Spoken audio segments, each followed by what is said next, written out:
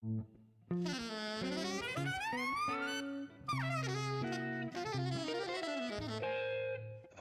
Jazz.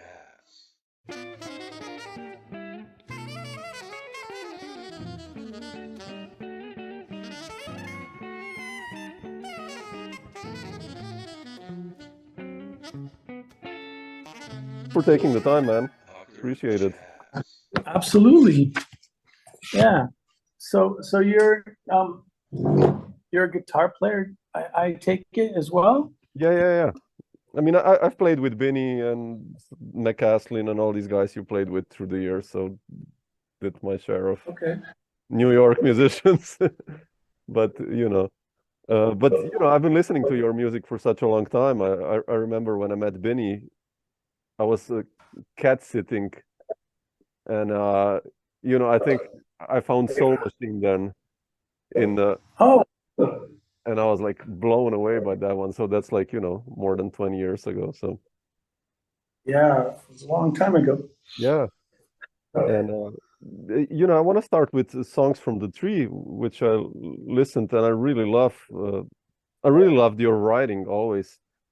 And Thank you. I wanted to start our talk. How do you approach writing? There's like, I don't know, a tune like Fortune, which has a beautiful melody. Then you have a bunch of odd meters in other tunes. Like, how do you approach composition? And Well, it was an interesting process because I recorded I went into the studio. I'd written a lot of stuff, and then we went into the studio. We did a couple of gigs and we played, and then we recorded it, and then I took it back, and I spent quite a bit of time just editing and okay. changing things, in the editing process. And that was basically and that was it. It was like, I wasn't as happy with what we ended up recording, and I felt like, I have a certain amount of ability in terms of editing and creating things after the fact, and I was able to kind of work on it, take the live thing and then sculpt it into a place that I liked it better, Not that it was bad.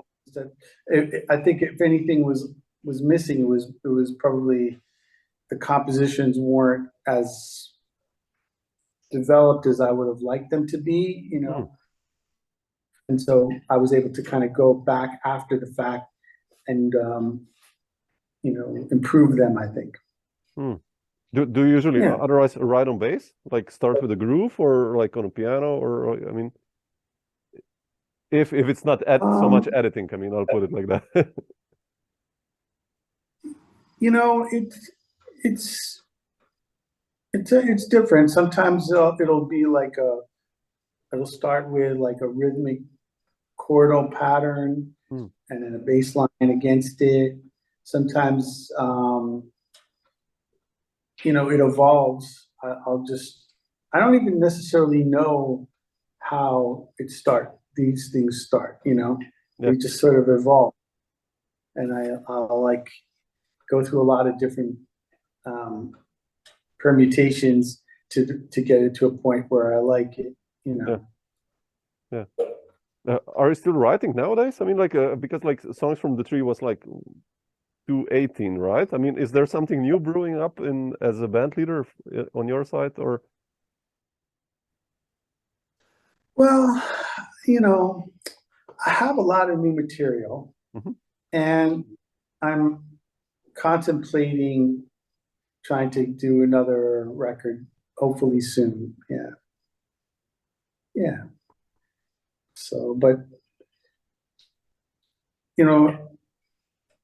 it's one of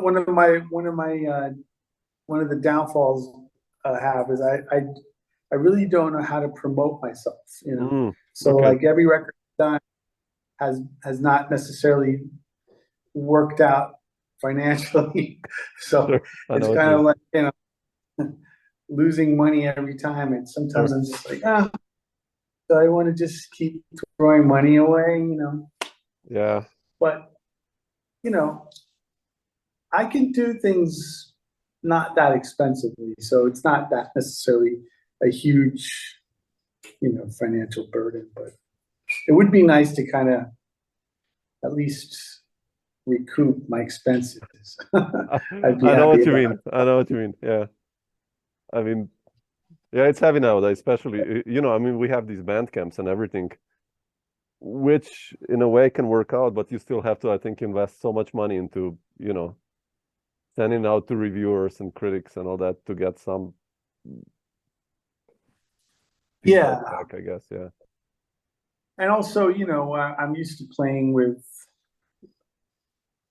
my guys, you know, Sure. the musicians that I love, and you know, I can't just say, hey, you know, come in and play for $100. I mean, I got to Sure. take care of them, you know. Sure. So that ends up not being insignificant expense. Oh, sure. Yeah. It would be a killing band though to make a tour, man. I mean, that's the other problem is that, you know, the guys that on Songs from the Tree, I mean, it's we did one gig, but it's impossible. It would be impossible to get those guys to tour because everybody's. Yeah, I know what you mean. Yeah, but Fima, I wanted to ask you, like, also, you know, I've known your music now, like I have you on so many records for. Also, Lost Tribe, of course. I'll get there. I mean, I love that band. That was a killing group. But like, what was your beginning like? You know, what was the main trigger for you to dive into jazz and improvisation and bass and grooves? And like, when did that happen as a teenager? Was there like a moment or? Well, you know, I grew up. My father was involved in music and in New York during the '60s. Oh, wow. And so I was exposed to like a lot of music back then, and it was he was doing stuff in like the avant-garde jazz scene, and he had a loft. Okay. Wow. Okay. In New York, and so like as a kid, you know, I was kind of exposed to music from a very young age, and then, you know, just listening to all the records that I loved as a kid, like Beatles, and you know, then getting exposed to jazz and Hendrix, and then, you know, I got my first instrument at around 13 years old. And then I went from there, and I went to music and art, and I was exposed to, like, you know, a lot of very talented young people, young musicians that were a lot better than me. And I was able to, you know, play with them and learn. And that was it. You know, I was fortunate enough to be involved in music from a relatively young age, and surrounded by a lot of very talented musicians. So that helped. And then, you know, of course, I put the work in myself. I was interested and curious and wanted to learn. You know, I'm still constantly trying to learn new stuff, you know. What you know, I mentioned Lost Tribe before, and like, but what was happening before, like, you know, entering the New York scene, I guess mid '80s already, or like, how did you start making the connections, and who were the first people you connected with? I mean, well, I'm trying to remember. I mean, you know, I went to music and art high school. So I was in bands with guys that were really good, and then through those connections, you know, I met Adam, and then I met Ben, and then we were playing together, and then we formed a band, and Binney came in, and Gilmore. I mean, it was a scene, basically. Yeah. And we paid our dues. I mean, we played on the street, we played a ton of little gigs. I mean, we were trying to survive as musicians, and in New York City, which, it's a challenging place. Sure. So, and the level is pretty high there. So kind of force you to get good if you can, throw yourselves into musical situations and expose yourself to lots of different kinds of music. So that it was really, my start was really in high school. I was in bands, some good bands, and that kind of led to pretty much a lot of what I, ended up doing. Yeah. You mentioned Binney and, Adam and Ben and Dave. And how were the beginnings of Lost Tribe? How did you actually decide, okay, we're going to do this group and the first gigs? And you all guys contributed also tunes. I love, the first time I heard this band was like Soulfish, and it starts, I think, with your tune, Walkabout, right? Yeah. I love that record. I had it on a cassette still, and it was on a radio show, and I recorded the radio show, and I just played that. I didn't know who the band was first, then I found out. But how were the beginnings of of this group, and like the first record that you guys made? And so I guess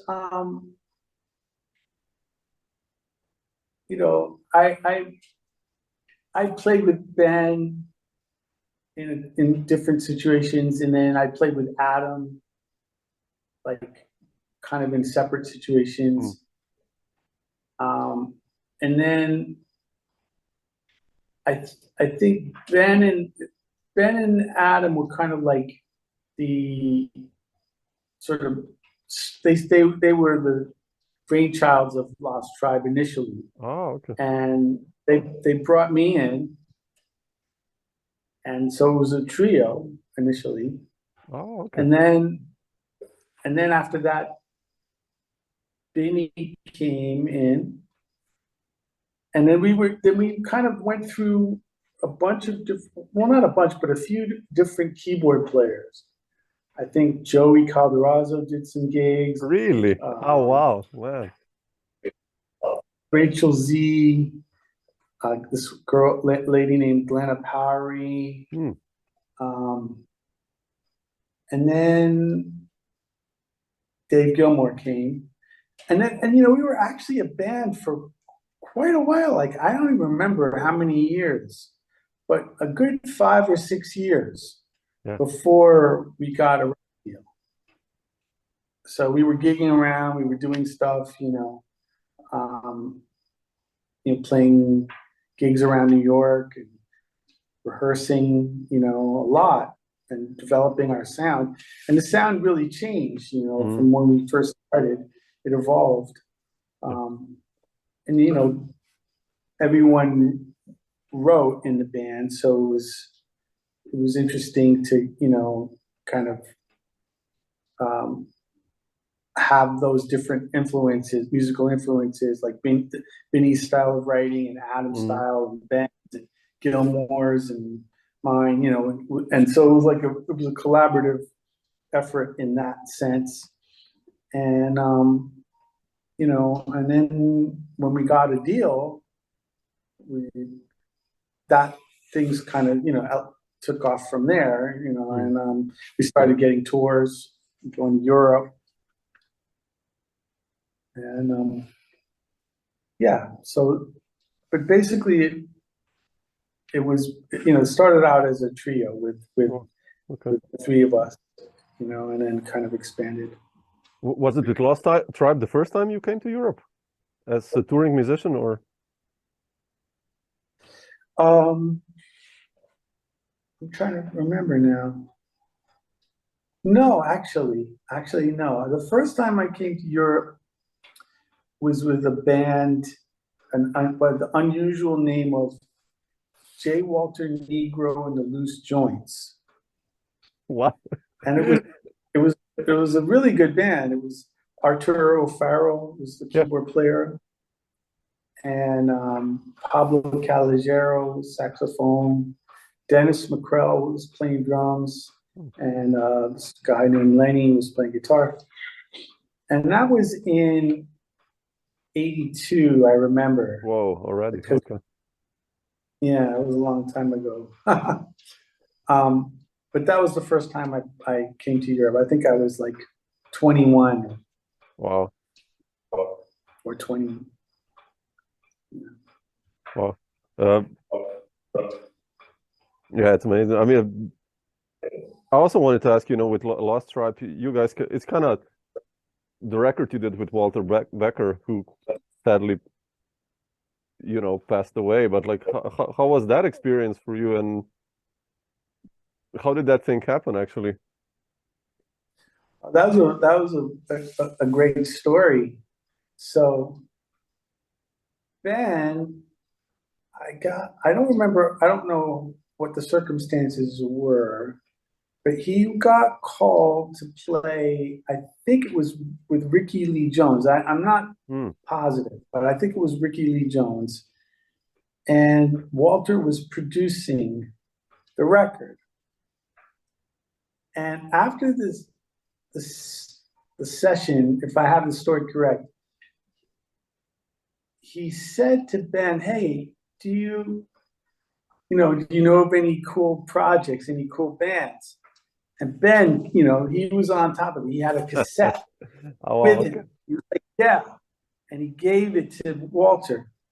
And that night, Walter called him like, "Hey, man, you guys are killing. I want to do, it was," and we were all like totally excited, like we couldn't believe it, and he got us the deal.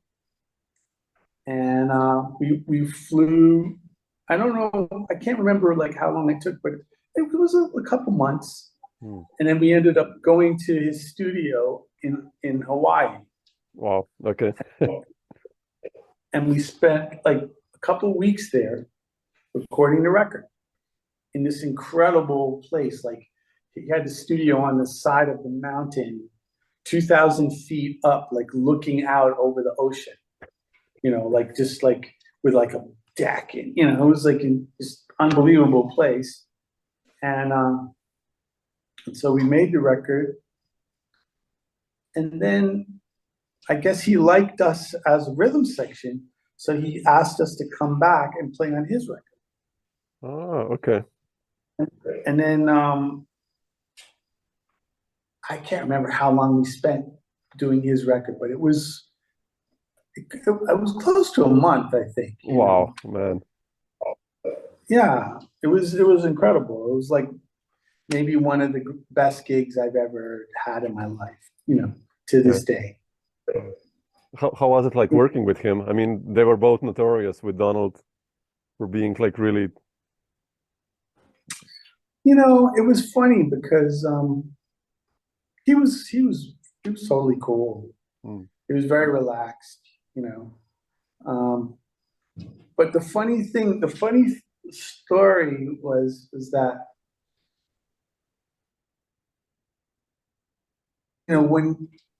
with his record, he sent us a bunch of demos of these songs that he had recorded, 11 tracks of them, So we all learned the songs, and we went out there, and it was John Beasley was playing piano.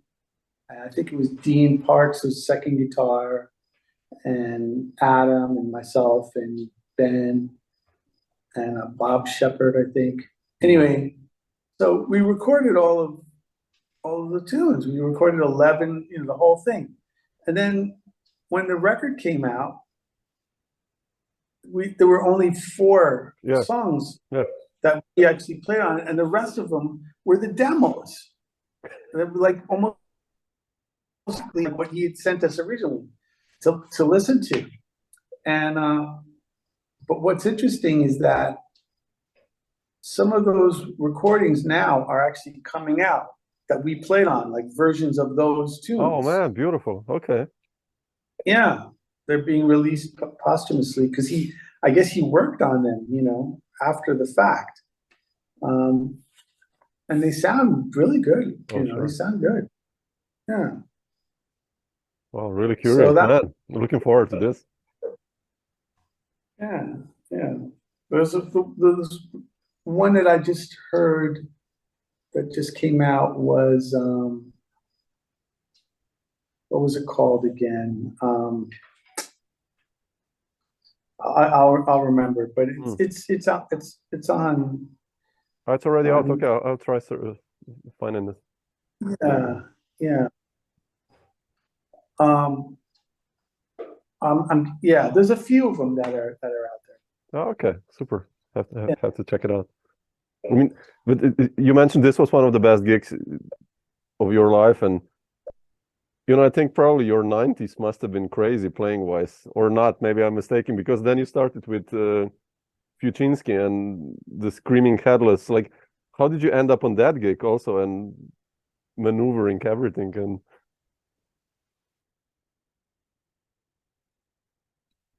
I can't remember exactly how I connected with Fuse, but you know, once again, it was like part of the scene. Yeah.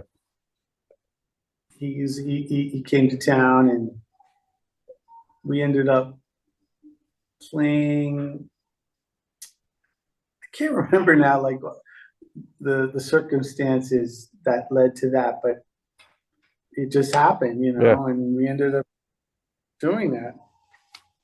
And, you know, that was also an interesting project. Yeah. I love the drummers in that band always. I mean, it was like the top, you know, Jojo Mayer, like, I don't know, Gene Lake. It's playing really with the best. Yeah. Yeah. Yeah. Oh, it was a lot of fun, you know. Yeah. Yeah. So yeah, there was like a lot of sort of interconnected groups. Like, you know, I think I met Fuse through Ben, and then there was a band called Rise Robots Rise, and Fuse played in that band, and I played in that band, and this guy, yeah, there was like a lot of sort of interconnected, you know, musical things happening, which is cool, you know. It was like a real scene. Sure. Yeah. Yeah. How did you, in the midst of all this, how did Soul Machine happen? I mean, I mentioned this album when we started this talk. How did you decide to do that record? I mean, to become a band leader and do the music and all that. I mean, that's another funny story. So, you know, I've always tried to write music, and I always wanted to kind of express myself through my writing, you know. So there was this record store called the Downtown Music Gallery. Sure. And I'd heard, you know, I'd been involved in this kind of weird group called Hasidic New Wave. And you know, some of the guys in that band had done stuff with Zorn and had a connection with Zorn. And I found out that basically, if you wanted, you know, that he was kind of signing people, you know, and putting records out. But if you wanted to contact him, you had to go through this record store called the Downtown Music Gallery. Okay. So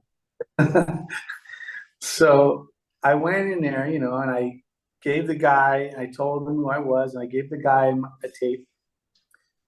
And, you know, the guy was gonna forward it to Zorn. So I don't know how long later, I eventually got in touch with Zorn, and he, you know, he'd listened to the recording. And so I you know, got in touch with him, and I was like, "Oh, what do you think?" You know, and he was like, I don't know. I was like, "But man, you know, we could do like, you know, I could mix in like an electronic thing." He's like, "Yeah, I'm not sure, man, you know." And this went on like with him, like kind of saying, I don't really, you know.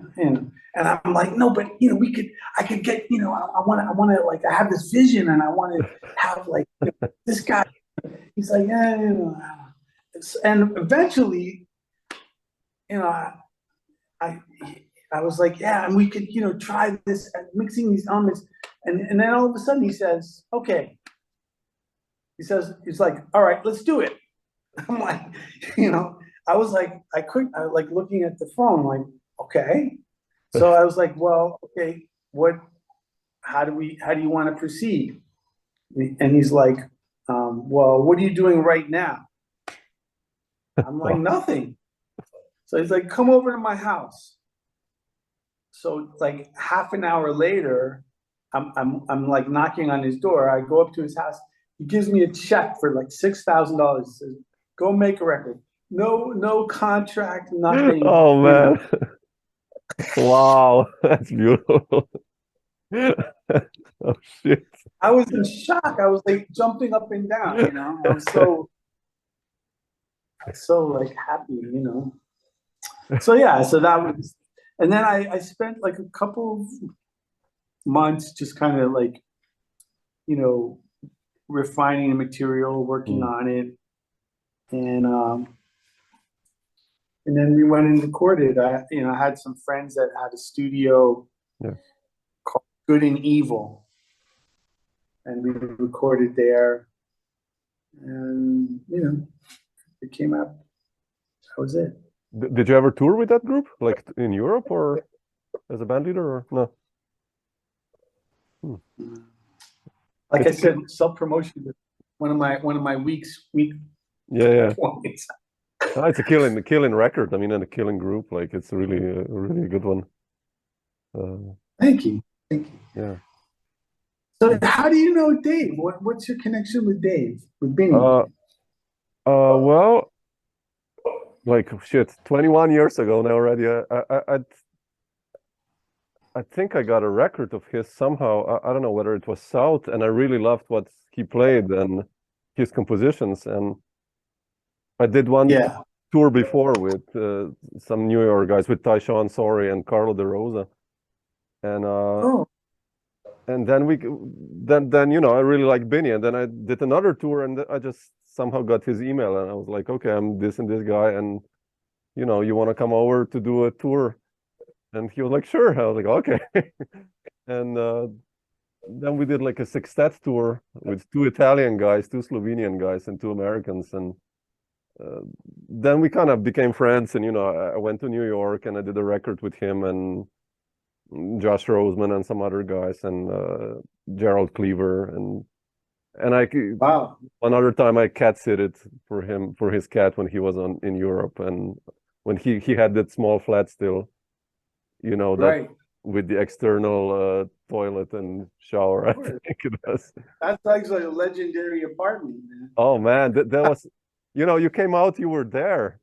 For me, that was like, you know, a ex-Yugoslavian Slovenian guy. I was like on Manhattan, you know, like. Yeah. You know, so, and then we, you know, we're still in touch with Binney, and you know. So, I mean, you know, he's one of my favorite composers ever. You know, I just love his writing and players, obviously, but he's got a real unique style of writing. Very interesting style. It's like, you know, these overlapping voices that he does with horns on some of the records, like with Donnie or with Chris. like dual lines, and I just love that writing. It's so beautiful. The thing that's interesting, you know, because like I learned, you know, we worked on tunes together, and so I would kind of observe his writing process, you know, and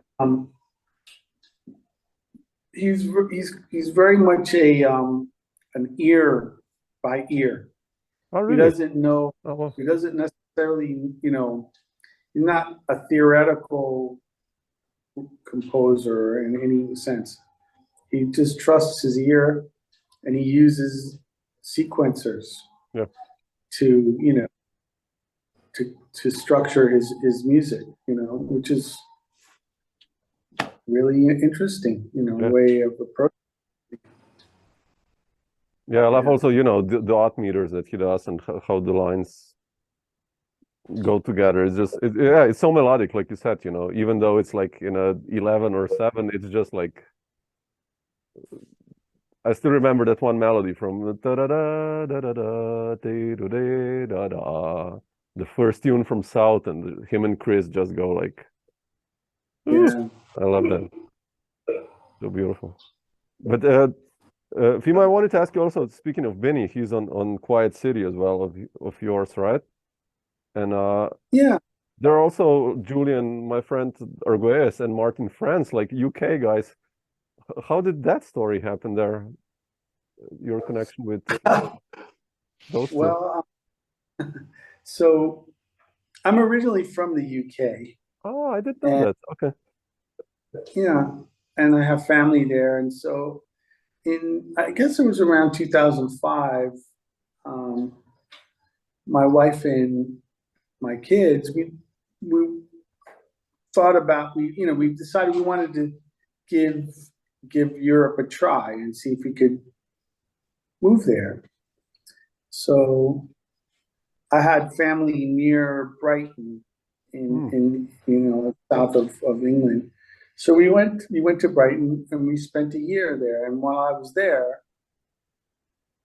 I was able to kind of organize a session, because Binney and Adam were on a tour, and they had some time. And then I had played with Julian in New York through Binney, and Julian recommended Martin France for the record, and that was it. Yeah. So yeah, Julian is a great player too. Oh man. Yeah. Again, another amazing composer also, you know. Beautiful. Yeah. And like, he's got a unique sound too, you know, on his instrument. Yeah, it's cool. Yeah. Yeah, but I love Julian, and we played together quite a lot, and you know, just it's like you hear him play 2 notes, and it's like, oh, that's Julian. Even though in the tenor saxophone world, that's so heavy nowadays, I think. But there are some guys you actually, like, you know, are so recognizable. I think he's one of them, actually. I mean, yeah, and it's funny because he sort of, to me, he sort of embodies that English sound. There's like an English sound that, you know, it's something a little bit different, you know, than American. And like that whole Django Bates and I'm spacing on. There's another really great musician. Kind of Kenny Wheeler vibe going on there also, right? Yeah. So yeah, how did you connect with Julian? What was your? Oh, just again, I called him for a gig in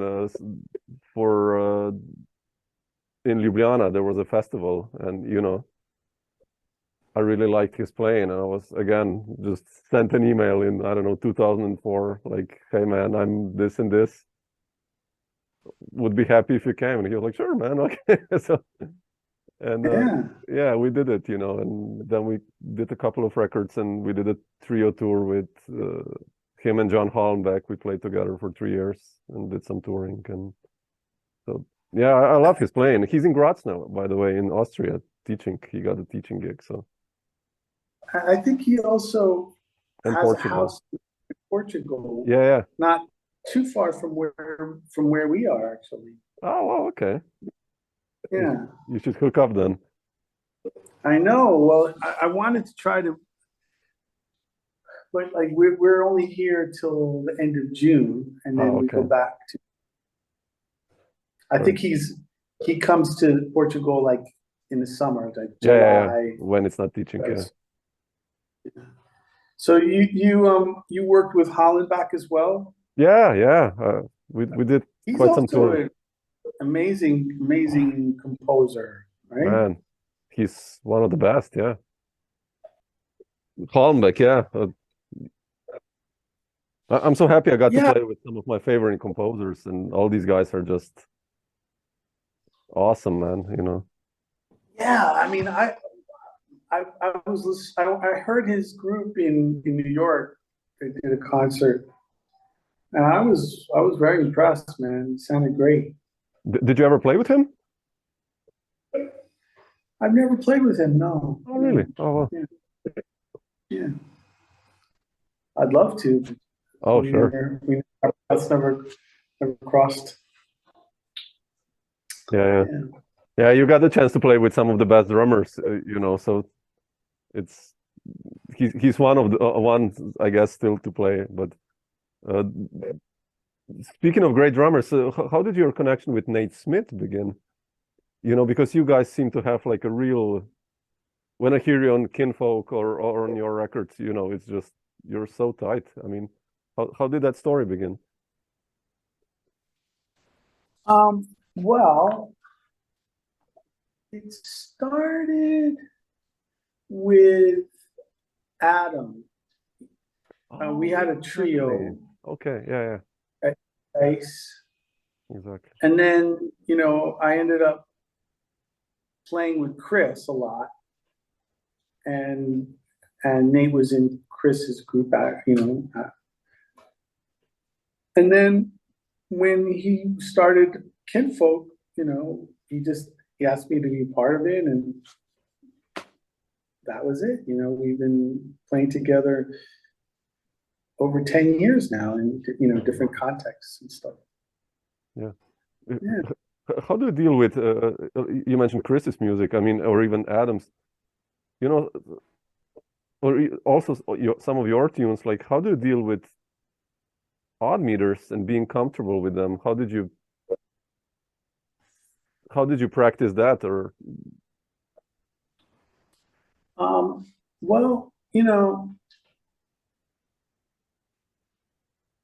it's a question that I've been asked, you know, a lot. I think, you know, just repetition, trying to internalize the different, you know, ways of counting, and just, well, you know, playing with musicians that are very comfortable, you know, in odd meters, and being able to lean on them, you know,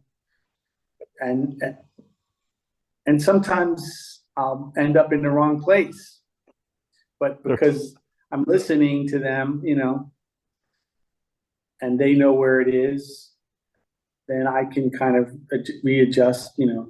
So some of it is about, you know, not being afraid to take risks, you know, and try things. But the other aspect of that is also, you know, playing with people that are supportive and who are going to support you, even if, you know, you end up like in the wrong place on, you know, on a groove or whatever, you know, because it's just music. Oh, sure. Yeah. You know? Beautiful. Yeah. You mentioned before that you still work on things. What are things you work on now, let's say, as a musician or bass player when you practice, or if you work on something? Well, yeah, you know, I've been starting to kind of do more transcriptions a little bit, you know, transcribing stuff. I never really, I didn't start doing that until like kind of late in my life, you know. So I've been trying to incorporate that. Who have you been transcribing? I've been transcribing, well, a bunch of different stuff, like some Charlie Parker stuff, okay. Some Train stuff, Sonny Stitt. Oh, wow. Like I've been trying to really get my head around bebop. Like, you know, I'm sort of intrigued by that language. Yeah. Because I don't completely understand like how those guys, you know, are thinking, even though I know there's a lot of information out there. Sure.